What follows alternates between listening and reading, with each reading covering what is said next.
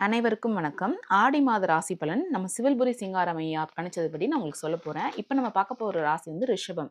ரிஷபத்துக்கு சுருக்கமா சொல்லணும்னா சுப செலவுகள் அதிகரிக்கும் அப்படின்னு சொல்லியிருக்காரு.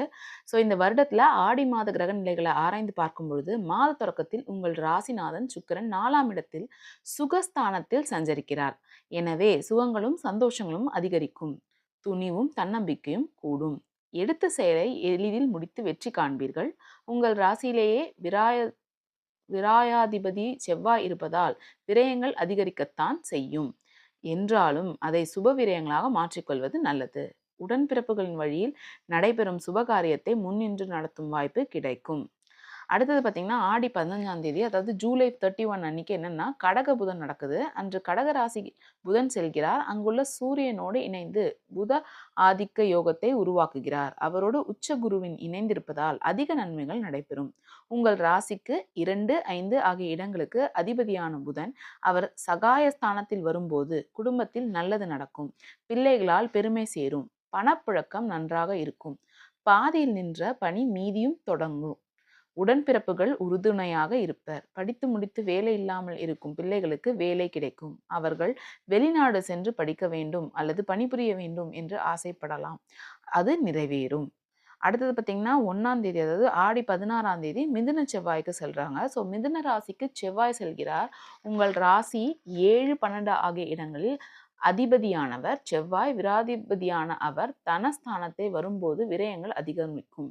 என்றாலும் விரயத்திற்கேற்ப பண வரவும் இருக்கும். இடம் பூமி விற்பனையால் லாபம் கிடைக்கும். உடன் பிறப்புகளின் திருமண முயற்சி கைகூடும். நீண்ட தூர பயணங்கள் பற்றிய திட்டம் நடைபெறும்.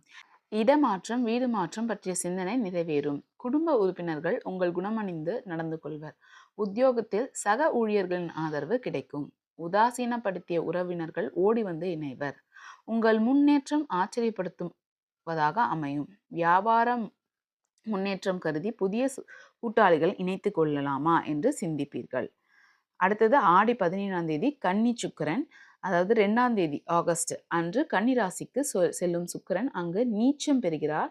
உங்கள் ராசிநாதனான சுக்கிரன் நீச்சம் பெறுவது அவ்வளவு நல்லதல்ல. அதே சமயம் சுக்கிரன் உங்கள் ராசிக்கு 6ஆம் இடத்தில் அதிபதி என்பதால் பணியில் நிரந்தரம் ஏற்படும். உயர்மட்ட அதிகாரிகளின் வாழ்வில் முன்னேற்றம் கிடைக்கும். விருப்ப ஓய்வில் வெளிவந்து சுய தொழில் தொடங்குவீர். நேரம் இது. உடல்நிலையில் கொஞ்சம் கவனம் தேவை. உங்கள் ராசிநாதர் நீச்சம் பெறுவதால் எதையும் திட்டமிட்டு செய்ய இயலாது. முதலில் தடுமாற்றம் ஏற்பட்டாலும் இறுதியில் அது சிறப்பாக முடியும். விலை உயர்ந்த பொருட்களை விற்க நேரிடும். மறைமுக எதிர்ப்புகள் அதிகரிக்கும். பிள்ளைகளை உங்கள் மேற்பார்வையில் வைத்துக் கொள்வது நல்லது.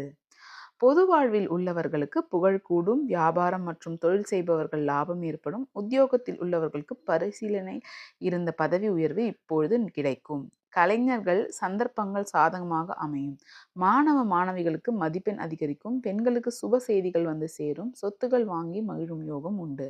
இம்மாதம் முருகப்பெருமான் வழிபாட்டை முன்னேற்றம் தரும். ஸோ பண தேவைகள் பூர்த்தியாகும் நாட்கள் பார்த்தீங்கன்னா ஜூலை மாதத்தில் 17, 18, 30, 31. ஆகஸ்ட்டில் பார்த்தீங்கன்னா 2, 3, 10, 11, 14, 15. ஸோ மகிழ்ச்சி தரும் வண்ணம் என்னென்னா மஞ்சள் சொல்லியிருக்காங்க.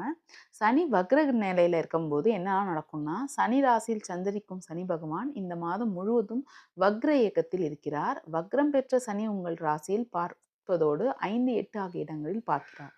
எனவே இல்லத்தில் மங்கள ஓசை கேட்கும் சூழ்நிலை உருவாகும்.